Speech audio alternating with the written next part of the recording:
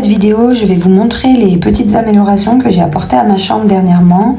J'ai déménagé il y a quelques semaines, début août, et j'ai fait tout mon appartement sans me consacrer à ma chambre parce que je n'avais pas le temps et je voulais surtout que les enfants soient bien installés avant la rentrée. Je n'ai pas fait d'avant-après car j'avais déjà apporté quelques modifications à la pièce, mais ça c'est une vidéo qui a été prise avant mon aménagement pour que vous puissiez voir un petit peu à quoi ça ressemblait. Entre-temps, j'avais posé de la moquette en même temps que celle de la chambre des enfants, la même d'ailleurs, et j'avais juste ajouté mon lit, mon bureau, le lit de Tom qui était stocké là, plus pas mal d'affaires encore. Donc j'ai commencé par tout débarrasser.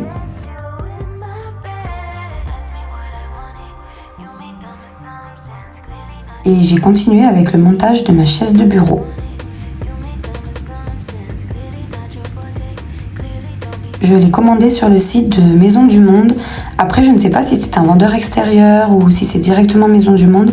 Donc je regarderai et je mettrai le lien dans la description pour ceux que ça intéresse.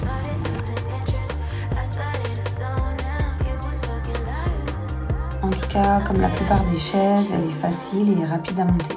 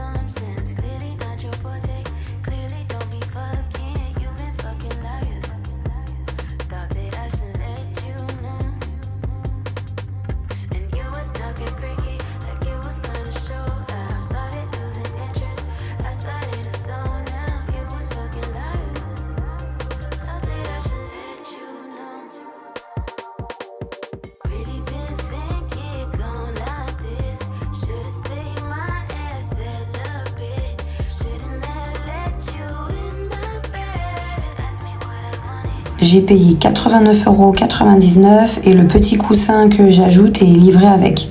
Apparemment c'est du 100% coton. Vous avez des scratchs en dessous et il s'accroche comme ça sur la chaise.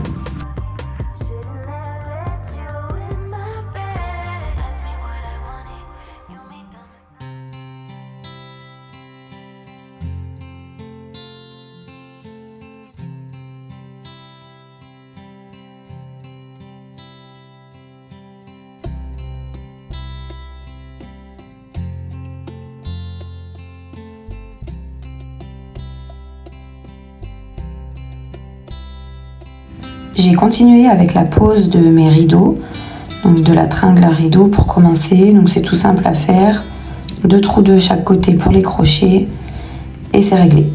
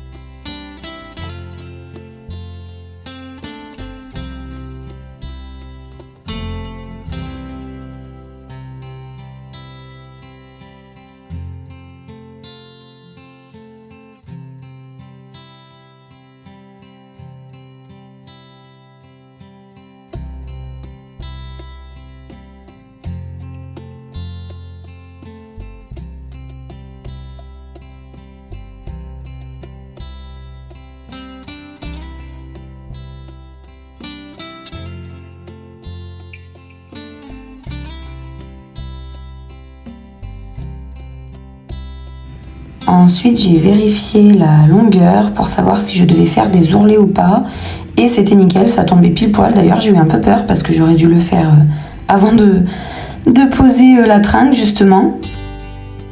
Et voilà à quoi ressemblent mes rideaux. Ils ont un petit effet de matière, là, de texture, qui est très sympa. Et je les ai trouvés à Castorama, mais ça fait des années. C'était les rideaux de mon tout premier appartement, donc c'était il y a 7 ans. Et je les ai toujours gardés parce que je les aime beaucoup. Ils sont un petit peu satinés aussi, donc c'est vraiment joli. Et donc, je les ai lavés avant de les mettre en place. Pendant ce temps, je me suis attaquée à mon mur de fleurs, donc j'ai déballé toutes les plaques. En fait, ce sont des plaques toutes prêtes, de 30 cm par 40, du moins pour celles que j'ai prises. Voilà, je vous montre. Et du coup, je les ai assemblées les unes aux autres pour en faire une grande que j'ai accrochée par la suite.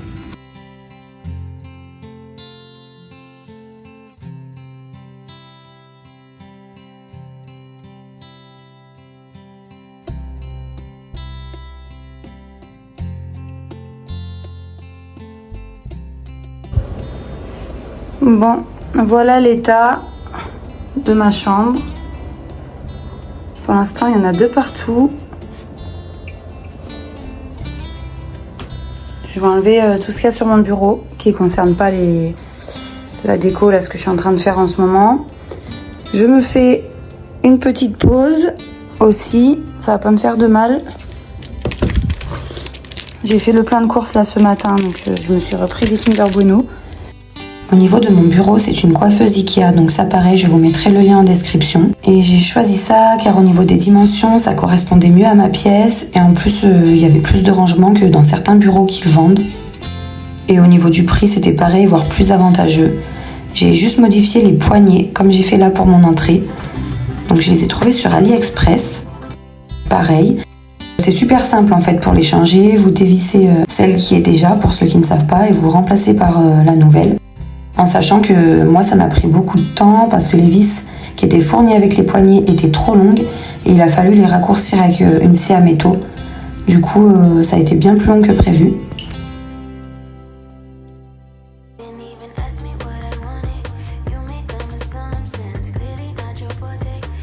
Entre temps j'ai récupéré des serre-câbles pour accrocher donc mes plaques ensemble. Donc voilà, je vous montre un petit peu ce que je vous ai pas montré tout à l'heure.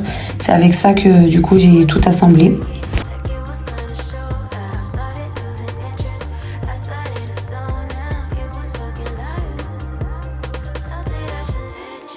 On coupe les morceaux qui dépassent et voilà ce que ça donne de dos. Franchement, ça fait tout propre, on voit quasi rien.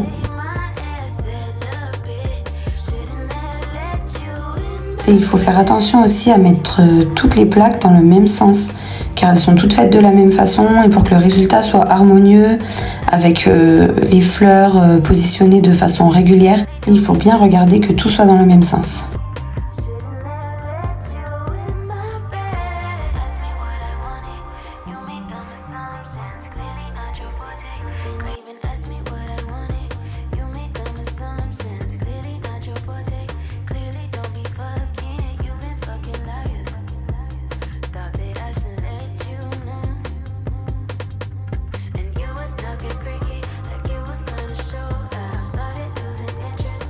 Donc là, c'était terminé. J'ai fait quelques tests sur le mur pour vérifier un petit peu la hauteur. Au même moment, ma machine s'est terminée, donc j'ai immédiatement sorti mes rideaux. Et la petite astuce pour qu'ils ne soient pas trop froissés, c'est de les sortir directement et de les faire sécher immédiatement sur la tringle.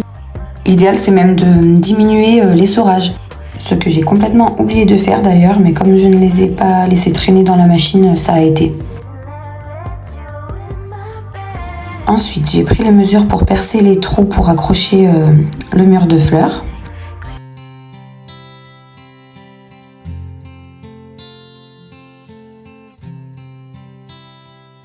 Même si vous avez bien mesuré, c'est quand même mieux d'utiliser un niveau pour être sûr que ce soit bien droit. Donc j'ai tracé quelques traits et c'était tout bon.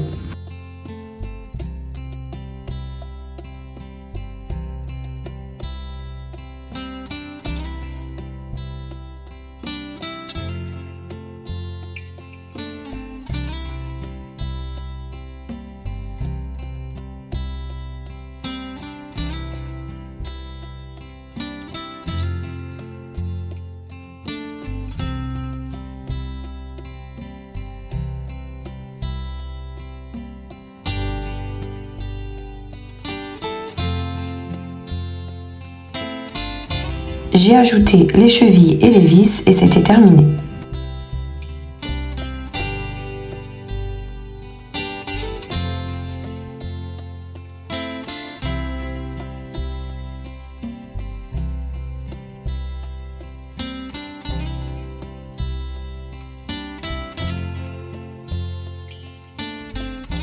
Ensuite, j'ai mis un petit coup de nettoyage rapide car ce jour-là, je n'avais pas les enfants et ils allaient bientôt rentrer, donc il fallait que je me dépêche.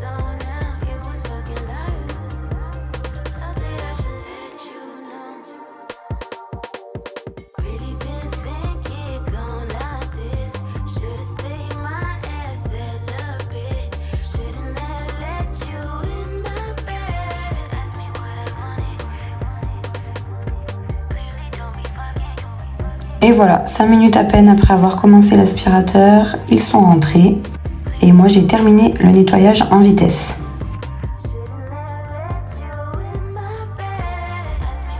J'ai mis un petit coup de produit vitre car c'est une vitre en verre qui est sur le dessus du bureau, donc ça fait une finition assez sympa, assez qualité. Par contre l'inconvénient c'est que ça se raye et du coup si c'est rayé avec le bureau, la partie bois blanc en dessous ça se voit pas mal.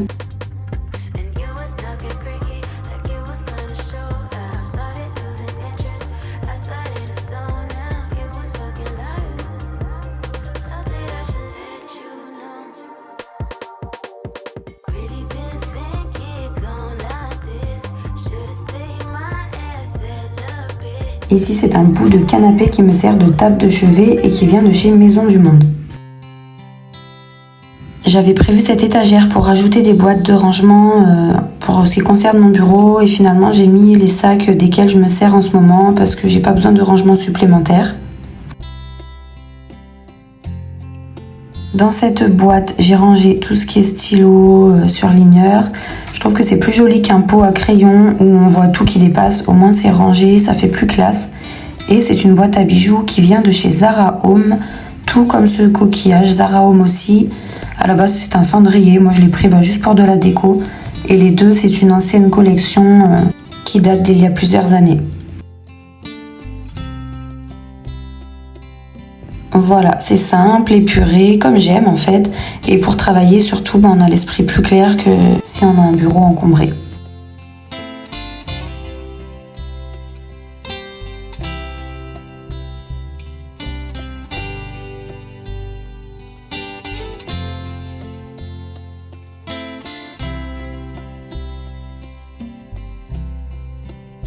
On est le lendemain, je rebouche les trous de mon miroir qui était à côté de mon lit et que j'ai changé de place, vous allez voir.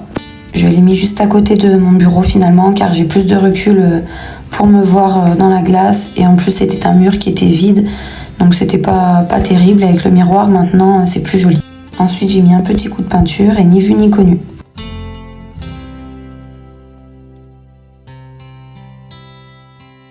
Voilà, pour l'instant c'est comme ça que je vais laisser la chambre. Je pense que je prévoirai une vraie décoration entre guillemets d'ici à peu près 2 ans. Pour l'instant c'est largement suffisant, elle est quand même jolie, féminine. Et je voulais partager donc ces quelques améliorations avec vous pour montrer que juste avec par exemple des poignées changées, quelques fleurs ou autres accessoires, on peut quand même changer vraiment l'aspect d'une pièce. Là, je vous mettrai le lien en description. Ça, c'est Ikea pour organiser les papiers. Donc moi, ce que je fais, c'est que je mets les enveloppes, les pochettes plastiques, les feuilles. Et après, j'ai une catégorie avec les papiers de l'appartement et mes papiers. Et ensuite, une catégorie avec les papiers des enfants qui sont en cours. Et une fois que c'est fait, je classe. Le tableau de liège, je l'ai trouvé à Centracor, mais il y en a un à Jiffy qui est beaucoup moins cher et de bien meilleure qualité. Donc cette petite boîte qui est une boîte à bijoux Zara Home. Coquillage pareil, comme je vous l'ai dit dans la vidéo, c'est un cendrier Zara Home. Les poignées AliExpress. Et en fait dedans, voilà, j'ai mis ça. Ça c'est une poubelle de bureau. Pareil, AliExpress, franchement je trouve que ça suffit largement pour mettre des papiers, des choses comme ça. Et là en fait, j'organise comme ça. J'ai mis des petits bacs encore de chez Centracor. Et voilà, et je mets ça comme ça avec l'ordinateur. Les rideaux, donc c'est Castorama, mais d'il y a très longtemps. La lampe, c'est Zara Home. Pareil, ça fait très longtemps, donc ça m'étonnerait qu'elles soient encore sur le site. Je regarderai. Et le bout de canapé, comme je vous ai dit, Maison du Monde.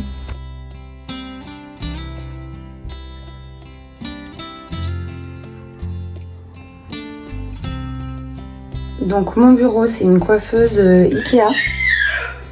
Je vais vous mettre la référence et le lien dans la description.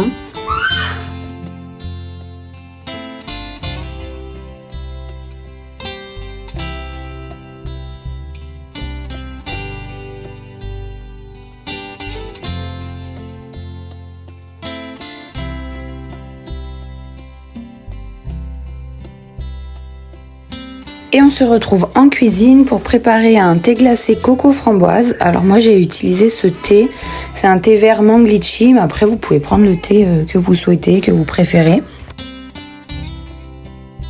Alors c'est tout simple, vous faites infuser votre thé comme d'habitude, environ 5 minutes. Moi j'ai fait à peu près 250 ml. Une fois qu'on a enlevé le sachet, on ajoute 3 à 4 carrés de sucre. Et on mélange avant de bien laisser refroidir à température ambiante. Ensuite, on lave quelques framboises et on va les écraser dans un bol, dans un récipient, n'importe quoi, à la fourchette. Moi, j'ai utilisé un presse-purée.